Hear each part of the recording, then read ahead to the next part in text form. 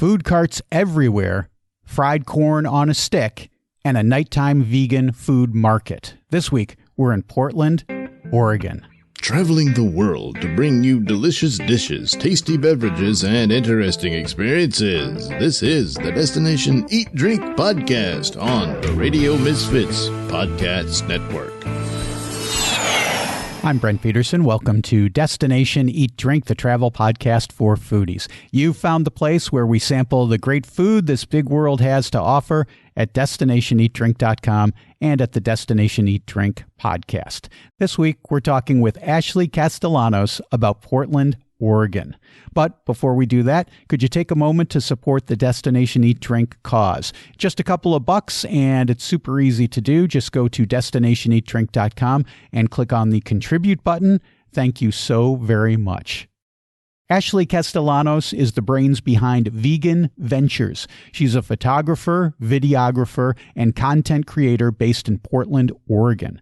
Ashley started in the corporate world, but soon chucked that and moved abroad, living in 6 countries in 5 years, including Vietnam and Spain. Now, back in the U.S., Ashley works to tell stories through her creative lens, including the story of vegan cuisine. Her work has been featured in Veg Out magazine as well as the New York Times. Ashley and I talk about her journey to veganism as well as the vibrant vegan scene in Portland. Along the way, Ashley and I talk about some of the city's great African and Asian food, lament some great lost breakfast spots, and talk about food cart pods. Plus, Ashley shares tons of recommendations, including several that can be enjoyed by vegans and omnivores alike. Okay, I need some of that fried corn, so let's eat. Destination Eat Drink. Ashley from Vegan Ventures, welcome to Destination Eat Drink. It's great to talk to you. It's great to have you on the podcast. Glad to have you. Thank you so much for having me. I'm super excited to be here. I'm going to start with a pretty obvious question, but I think it's usually pretty interesting when I talk to folks who are vegan and vegetarian. When did you become vegan, and what was the backstory? What was the reasoning behind that decision? I've been vegan now for a little over 5 years. It was summer 2017, and I was actually living in Hanoi, Vietnam at the time. And my decision to become vegan, I was vegetarian a few years prior, and then I moved overseas. I first moved to Spain, and I did move from country to country. And I stopped because it was quite difficult at the time. I moved to Spain in 2014. I don't know, just one day in Vietnam, I was reminiscing of like how good I felt when I was eating no meat and eating very clean. And I just thought, I want to re-explore that. And I just kind of felt the need to go fully vegan at the time. So I did some readings. I read the book, The China Study, and it was just very convincing for me to just go fully vegan. So it was a 6-month transition while I lived in Vietnam. And surprisingly, it was quite easy just because I always ate out. It was cheaper to eat out in Vietnam. So I was always able to find vegan options. Veganism was growing a lot at the time. So, I just kind of haven't looked back ever since. So over 5 years now. That's interesting that you made the switch while you were in Vietnam. One thing that I think about often with Asian cuisine, Far Eastern Asian cuisine, is that it can be a little more difficult to be vegan simply because of the proliferation of fish sauce and also something called bonita flakes, which is dried fish flakes. And a lot of Far Eastern countries, they don't consider that to be non-vegan. When we lived in Hawaii, if we went to a restaurant and someone asked them if everything was vegan, they would say yes, but then we would find out that there was bonita flakes in it, which is obviously not vegan. Did you run into any issues like that when you were in Vietnam? I did not. I'm allergic to fish. So if I had fish, you would know. I would know. yeah, there was just like a lot of vegan options there at the time. There were these lunch buffets, and they were vegan lunch buffets where you just go and eat as much as you wanted for like $2. And yeah, so as far as I know, I was not consuming fish because my mouth would know, it would have burned. Right, so. right. Oh man, that's so interesting. Yeah. So you're in Portland, Oregon now. I love Portland, Oregon. Mm-hmm. Back in 2012, it was one of the, I don't know, 3 or 4 places where we were considering moving. And along with Asheville, North Carolina, Portland, Oregon, and Austin, Texas. Austin ended up winning out. That's where we wound up. But Portland was right. We were really thinking about going because we really love Portland so much. Why do you love Portland? What is it about Portland that makes it special for you?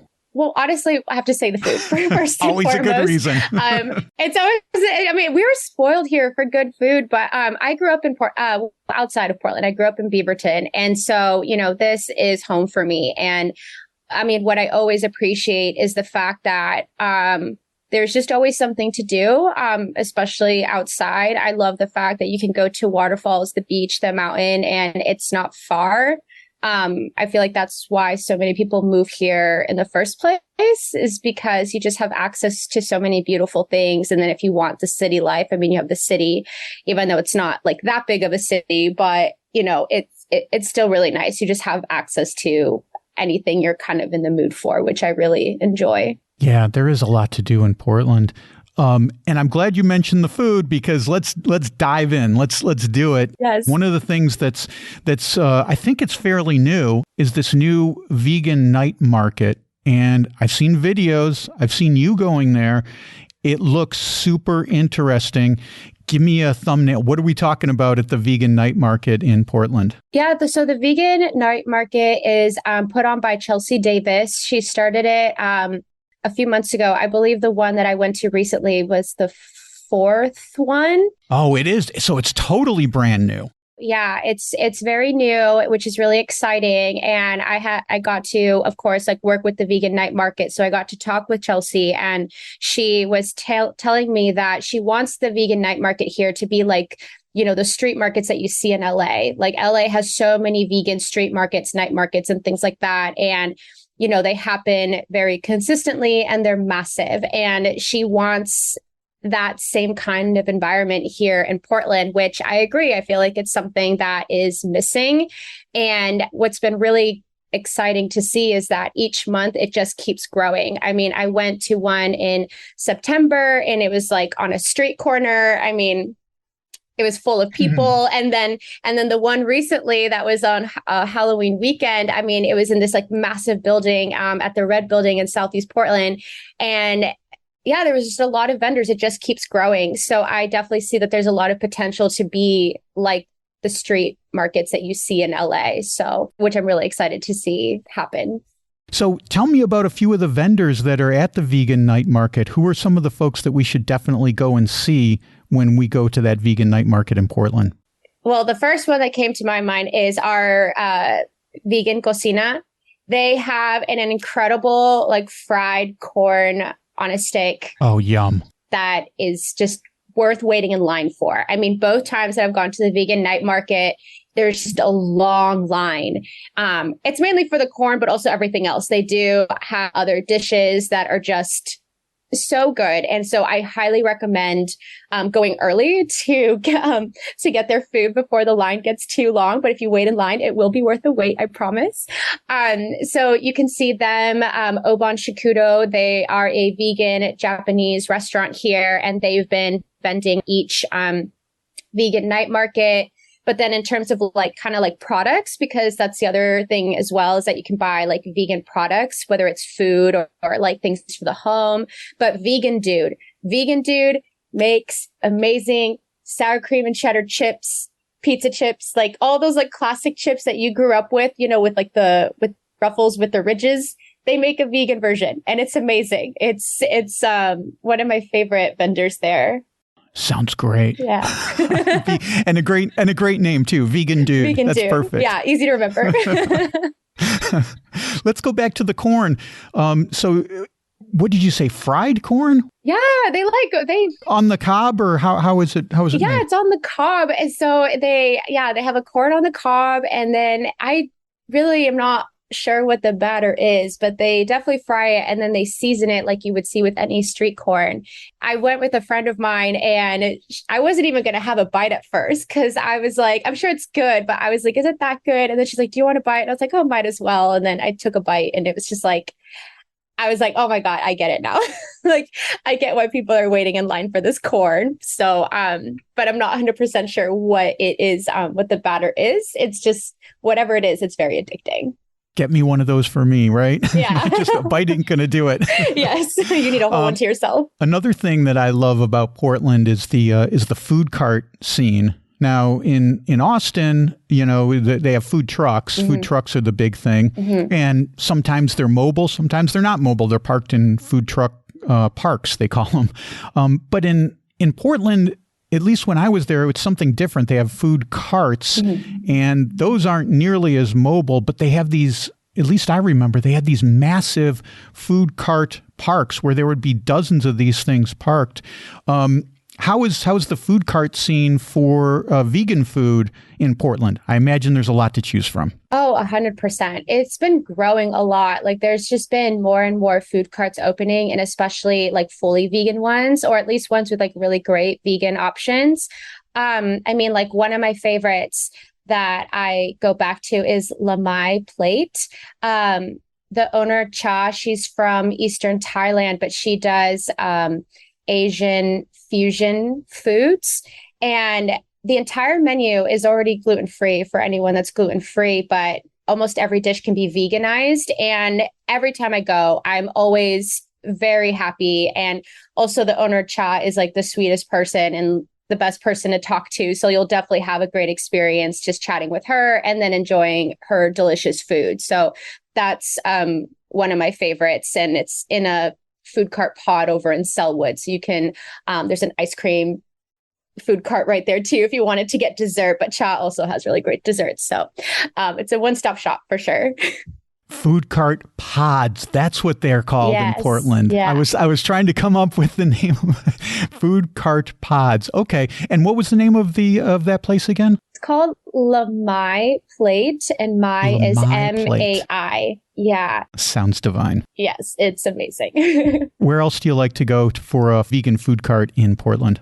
There's also another one closer in Selwood. It's a different food cart pod, but there's a new food cart that opened called Maisha, and it's a fully vegan Kenyan food cart. And the food is, I had never had Kenyan food before, but wow, I was like, I wish I had Kenyan food sooner in my life. It was so, it was really good. So that's like another one of my favorites. And then there is, of course, St. John's. If you go over there, there is Flourish the food truck, and everything is vegan, and they do an amazing caprese sandwich, a grilled sandwich. It's amazing. So that's another one that I really enjoy. And then there is also Stretch the Noodle downtown. They do Chinese hand-pulled noodles. It's one of my favorite spots if you want like really good noodles. And then there's also in Nob Hill, there is Bing Mi. They do Chinese crepes, like this. It's a street food, and on Mondays they always have the vegan version. So if you wait for Mondays, it's totally worth it because they have a vegan jiambing. That's what they make. Sorry, they do a vegan jiambing on Mondays, and it's also really good. So those are a few of my favorites. I'm so glad you mentioned that Kenyan food because I've really been getting into African food since we moved to Portugal. There's a bunch of great African places in Lisbon. My girlfriend just came home a little while ago and she said, we found this great Mozambique restaurant today. So I'm looking forward to trying in that new place. But I've seen you post about some of these African food places in Portland. You mentioned the Kenyan one. Are there any other African food places in Portland that you're especially passionate about? Yeah, one that is very popular here is Akadi. They do West African food, and they have a great vegan selection, especially because of their stews and their jollof rice. Their jollof rice. They just have a lot. And then one I went to recently. It's not fully African, but it's Haitian and West African food, and it's called Khan. And the owner is James Beard Award winner Gregory Gourdet. And I went there recently with friends, and what an experience. I mean, first, the restaurant is beautiful, and then the service, everyone was so kind and friendly and accommodating. As soon as I said, I'm vegan, our waitress left and came back with a separate vegan menu. And yeah, you had great vegan options from starters to mains to even desserts.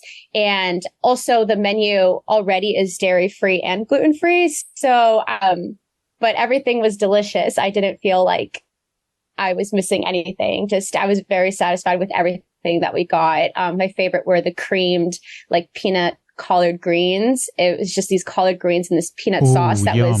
It was so good. I was like, oh my gosh, I need more of this in my life. So there's been more restaurants like that's been opening here and that have great vegan options, which has been really great to see because especially for upscale dining, because I get asked that a lot, what are some good restaurants that are more upscale and that have great vegan options, because it's kind of hard to find. So it's nice to see that there's more of that here as well. All right. Well, upscale options, but I'm gonna take you back to more down home type stuff on this next question because our mutual friend Eunice Reyes from Rated V did a video on vegan mac and cheese in Portland, and I didn't realize there would be so many vegan places you could get vegan mac and cheese in Portland, but she must have gone to, 4, 5, 6 different places. Do you have a favorite place in Portland for vegan mac and cheese? Daily Fuel. They do a great vegan mac and cheese. I mean, they're entirely vegan to begin with, and they're plant-based. And so their cheese sauce is homemade with real ingredients, nothing fun. No weird stuff. And I love it. You can just taste the freshness and just how good it is. And it's very creamy. So I really love their mac and cheese. And then another mac and cheese, I would say, Blossoming Lotus. They also have a really good mac and cheese as well. But I actually don't get mac and cheese too often when I go out for some reason. I don't know. I'm very skeptical when it comes to mac and cheese because I love a good mac and cheese, but it's not my go-to all the time.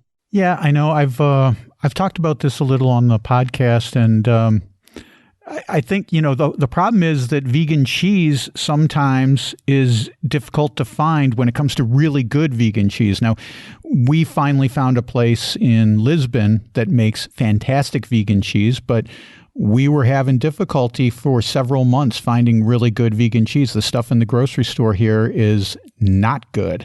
I think sometimes you're kind of rolling the dice when you try vegan cheese, although, the quality of the stuff has gone really exponentially better, I would say, in the last several years, because it used to be really hard to find good vegan cheese. Oh, I agree. So yeah, no, yeah, to your point, it's definitely gotten better, but yeah, I'm very picky when it comes to vegan cheeses, especially when it comes to a particular dish. So it's kind of do I want to try it? Do I not? So yeah, I understand. Right.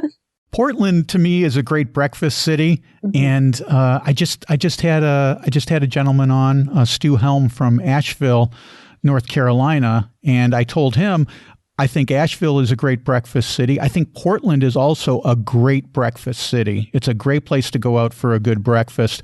Where are your go-to places when you want to go out early in Portland? I have to say, some of my favorite spots recently closed. It was, they're my go-to spots, and they were doing well, at least I thought. But I just want to point out there that it is a hard time for restaurants or anyone working in the restaurant or service industry, and especially with staffing issues and things like that. So obviously, yeah, it's hard to run a business when you're not always fully staffed and there's always ongoing issues that keep coming up. So absolute go-to ones, which were like South by Northwest and Ditto. They unfortunately closed these last few months, but I still have some other favorite ones. But I just wanted to say RIP to them because they were so good.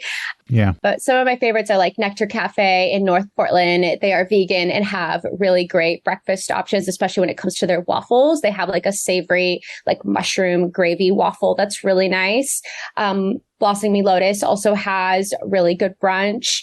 And also there is Junior's Cafe. They have really good vegan options. They've been around for, I think, like over 30 years. So they're just like a really cool local spot.